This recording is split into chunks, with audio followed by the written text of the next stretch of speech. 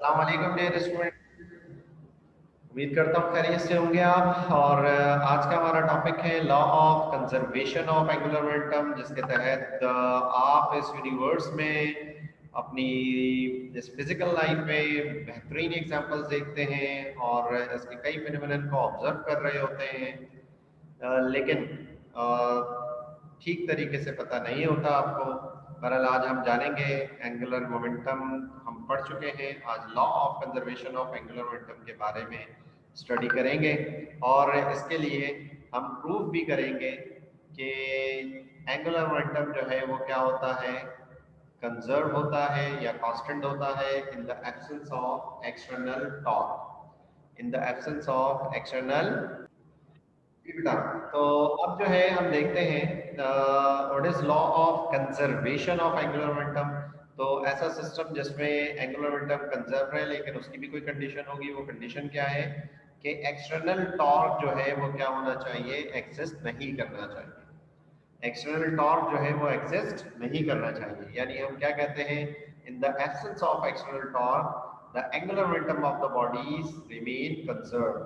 ठीक है, कि एक्सटर्नल टॉर्क की एब्सेंस में एंगुलर मोमेंटम जो है बॉडीज का वो क्या रहेगा, कंजर्व रहेगा। सही है बेटा। चले जी आगे बढ़ते हैं। ये अब हमारे पास जो पॉसिबिलिटी मैंने आपको बताई कि एक्सटर्नल टॉर्क जीरो हो, तो इसका मतलब जितने भी टॉर्क हो, एक हो, दो हो, तीन हो, 10 हो, 20 हो, तो sum of all torque must be zero. तो बॉडी का एंगुलर मोमेंटम जो है वो क्या रहता है, कंजर्व रहता है। ठीक है, तो इलेक्ट्रॉन जैसा कि कंटिन्यूली हम कहते हैं ना, इलेक्ट्रॉन एटम में स्पिन कर रहा है, तो भाई स्पिन कर रहा है तो क्यों नहीं है इलेक्ट्रॉन जो है गिर रहा है, क्यों नहीं आगे जो है डिस्टर्ब हो रहा है, क्यों उस एटम से बाहर नहीं निकल रहा है। तो हम कहते हैं उसमें कंजर्वेशन ऑफ एंगुलर मोमेंटम होती है और एक्सटर्नल टॉर्क जीरो होता है। ठीक है, जैसे जैसे हम बड़े लेवल पे पढ़ते जाते हैं हमें चीज़ें और क्लियर होती जाती हैं, क्योंकि हम उतना अच्छा सीखते जाते हैं। तो लिहाजा एल जो है हमारे पास कंजर्व होगा या कांस्टेंट होगा, ये हमने प्रूफ करना है। ये हमने क्या करना है बेटा, प्रूफ करना है। अच्छा, इसके प्रूफ के लिए हमारे पास एक डेरिवेशन है, तो इसमें एक नया फॉर्मूला पढ़ेंगे डेरिवेटिव का, वो मैं आपको अलहदा से भी समझा दूंगा। बहरहाल यहाँ पर देखिएगा, हम अपनी डेरिवेशन स्टार्ट कर रहे हैं और कंसीडरेशन हम पहले ही कर चुके हैं कि कंसीडर एक पार्टिकल जिसका मास m है और जो वेलोसिटी v के साथ जो है वो स्पिन कर रहा है या ऑर्बिटल मोशन परफॉर्म कर रहा है या रोटेट कर रहा है। ठीक है, और जिसका पोजीशन वेक्टर क्या है, r है। जिसका पोजीशन वेक्टर क्या है बेटा, r है। और ये सेंटेंस भी हम पहले आपको बता चुके हैं कि ये क्या है, ये rate of change of momentum है। ये क्या है बेटा, rate of change of momentum है। और rate of change of momentum जो है वो क्या कहलाता है, फोर्स कहलाता है। स्टूडेंट, अभी अभी हमने देखा कि जनाब rate of change of momentum जो है वो क्या होता है, फोर्स होता है। तो ये पहली बात हमने कही, क्योंकि यहाँ आपने जो है कुछ फॉर्मूलाज जो है वो लाजमी देखने हैं, जैसा कि टॉर्क जो है वो आपके पास होता है r क्रॉस f, तो इस ऐप की ज़रूरत पड़ेगी। और इसी तरह delta P upon delta T आपने देखा किसके बराबर होता है, फोर्स के। तो इस फोर्स की जगह हम रखेंगे बहरहाल, और एंगुलर मोमेंटम का फॉर्मूला कॉमन है, वो तो लाजमी यूज होगा। आगे देखते हैं बेटा, हमने इस इधर जो है इस इक्वेशन को दोनों साइड से मल्टीप्लाई कर देंगे, किससे बेटा, r से। जब दोनों साइड r से मल्टीप्लाई करेंगे तो ये क्या बन जाएगा, r क्रॉस f, और ये क्या हो जाएगा, r cross dp upon dt। सही है, r क्रॉस f किसके बराबर होता है, ये बात मैं आपको ऊपर बता चुका हूँ, दैट इज टॉर्क। ठीक है बेटा, तो r क्रॉस f की जगह हमने क्या रखा है, टॉर्क रखा है। और ये टॉर्क जो है वो किसके बराबर आया है, ये टॉर्क बराबर आया है delta p upon delta T के। किसके बराबर आया है, delta p upon delta T के। अब मुझे बताइए, एंगुलर मोमेंटम के तहत आपको पता है कि एंगुलर मोमेंटम किसके बराबर होता है, r क्रॉस p के बराबर होता है। ठीक है, अब हम क्या अप्लाई करेंगे इस पर, ऑपरेटर अप्लाई करेंगे। कौन सा, डेरिवेटिव का ऑपरेटर। इसको जनाब डेरिवेटिव लेंगे दोनों साइड्स पर विद रिस्पेक्ट टू टाइम। जब डेरिवेटिव लेंगे तो हम इसे किस तरह लिखेंगे, delta L over delta T, और इसी तरह D by D T into R cross P. तो ये ऑपरेटर जो है एक बार एक ही ऑपरेंड पर अप्लाई होगा, दूसरा ऑपरेंड वैसे ही रहेगा। तो इसका फॉर्मूला बेटा क्या होता है? इसका फॉर्मूला मैं आपको पहले भी बता चुका हूँ, अब फिर बता देता हूँ। पहले इस डेरिवेटिव का फॉर्मूला देख लें कि इस डेरिवेटिव का फॉर्मूला क्या होता है। Let suppose D by D T किस पर अप्लाई हो रहा है? D by D T of R cross P पर अप्लाई हो रहा है। तो हम इसे किस तरह लिखेंगे? D by D T of R और क्रॉस पी वैसे ही रहेगा प्लस, अब ये ऑपरेटर जो है पी पे अप्लाई होगा, आर वैसे ही रहेगा, तो आर क्रॉस वैसे ही रहा और ये अप्लाई हुआ D P by D T पर। तो आप ये देख लें कि जनाब जब हमने इसका डेरिवेटिव ओपन किया तो ये क्या आ गया P, ठीक है। तो हमने जो है ये वैल्यू पहले हो जाए, ये बाद में हो जाए, कोई इशू नहीं है, ठीक है बेटा। P cross D R by D T, ठीक है। तो इस चीज़ का थोड़ा सा ख्याल रखेंगे। इसको हम कह देते हैं इक्वेशन 2। पोजीशंस का हम ख्याल रखेंगे, इसको छोड़ दें, आगे चलते हैं बेटा। आगे चलते हैं तो हमारे पास हमें ये बात पहले बहुत दफ़ा सीख कर आए कि डिस्टेंस डिस्प्लेसमेंट ओवर टाइम जो है वो क्या कहलाता है? वेलोसिटी। डिस्प्लेसमेंट अपॉन टाइम जो है क्या कहलाता है? वेलोसिटी। और इसी तरह r cross dp upon dt जो है वो क्या कहलाता है? टॉर्क। कहाँ से पता चला हमें? ये देख लें आप, ठीक है। तो ये हमारे पास था r cross dp upon dt जो है वो किसके बराबर था? टॉर्क के, ठीक है। ये रहा आपके पास, दिस इज टॉर्क, ठीक है। तो ये पूरी टर्म जो है किसके बराबर है? टॉर्क के। तो r cross dp by dt की जगह हमने टॉर्क पुट करना है और dr बाई dt की जगह हमने क्या पुट करना है? v पुट करना है। तो देखते हैं, तो वैल्यूज को पुट कर देते हैं बेटा इस इक्वेशन 2 में। तो आप देखें p वैसे ही रहा, क्रॉस v आया और ये टॉर्क आया।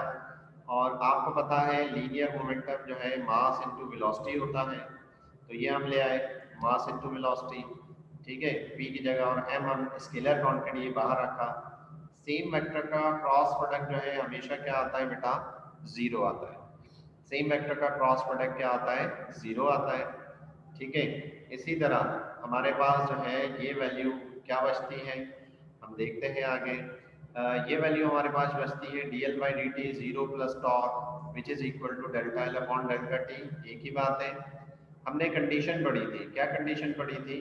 कंडीशन ये पढ़ी थी कि अगर एक्सटर्नल टॉर्क जीरो होगा, अगर एक्सटर्नल टॉर्क क्या होगा? जीरो होगा, तो एंगुलर मोमेंटम क्या होगा? कंजर्व होगा, ठीक है। तो हमने जो है क्या कर दिया? इस टॉर्क की जगह क्या रख दिया बेटा? जीरो रख दिया, ठीक है। अब इधर के आगे का स्टेप मैं आपको बता देता हूँ जो आपकी बुक्स में नहीं है। तो D L by D T is equal to zero, इसको मैं लिख सकता हूँ D L by D T, sorry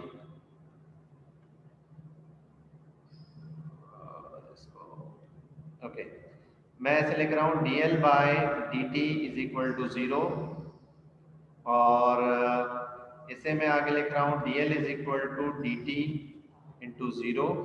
बेटा ऑपरेटर्स को ऑपरेटर की मदद से ख़त्म करते हैं, याद रखिएगा। तो d का अपोजिट ऑपरेटर होता है इंटीग्रल, ये डिफरेंशियल है, ये क्या है? इंटीग्रल।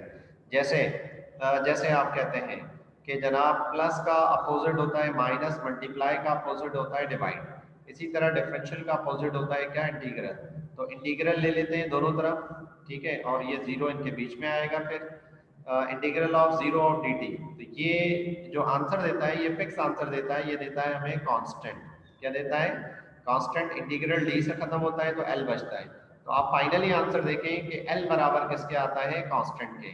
आपकी बुक में, नोट्स में, हर जगह ये डायरेक्ट मेंशन किया हुआ है। ये मैंने आपको पेन लेके आपको बता दिया डायरेक्ट, थोड़ा सा कोशिश की समझाने की ताकि आप समझ जाएं, ठीक है बेटा। अच्छा, इसकी एप्लीकेशन कहाँ है? इसकी एप्लीकेशन बहुत सारी है, ठीक है। ये कहाँ कहाँ अप्लाई होता है? ये एक्रोबेट्स की मोशन में इस्तेमाल होता है, डाइवर्स की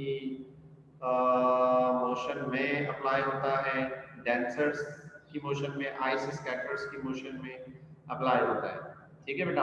अब जैसा कि आप जो है इस सिमुलेशन को देख रहे हैं, क्या देख रहे हैं? ये एक जनाब एथलीट है जो इस हैवी बॉल को क्या करना चाह रही है? थ्रो करना चाह रही है।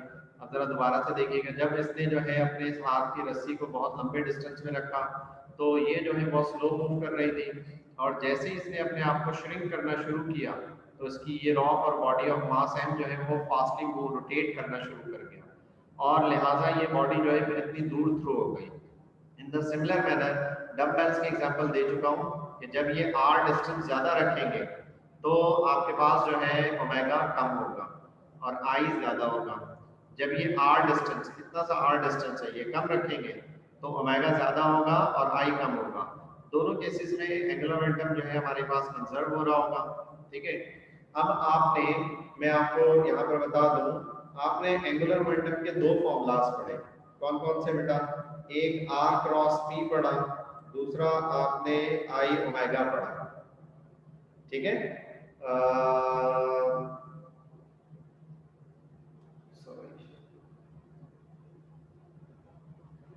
ठीक है, तो हम प्रीवियस इक्वेशन से देख लेते हैं, बल्कि यही मैं आपको बता देता हूं मेरे बच्चा।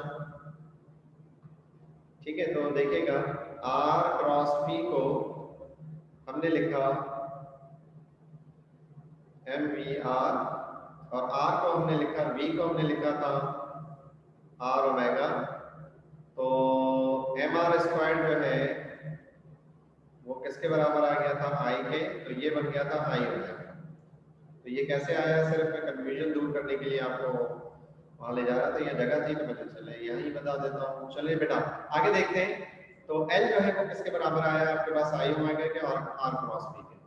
आप में से किसी स्टूडेंट ने ये क्वेश्चन नहीं किया कि सर इन दो फॉर्मूलास का मतलब क्या है, R क्रॉस P कहाँ यूज करते हैं, I ओमेगा कहाँ यूज करते हैं।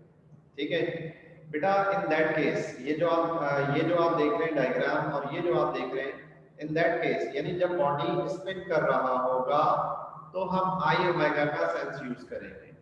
अगर बॉडी ऑर्बिटल मोशन परफॉर्म कर रहा होगा तो फिर हम R क्रॉस P का सेंस यूज करेंगे। ठीक है, ऑर्बिटल मोशन के लिए R cross P, spin motion के लिए आपके पास I ओमेगा। सही है मेरे बच्चों, यहां तक बात क्लियर हुई? ओके, इजाजत दीजिएगा मुझे, इंशाल्लाह नेक्स्ट टॉपिक के साथ मिलेंगे। टेक केयर, अल्लाह हाफ़िज़।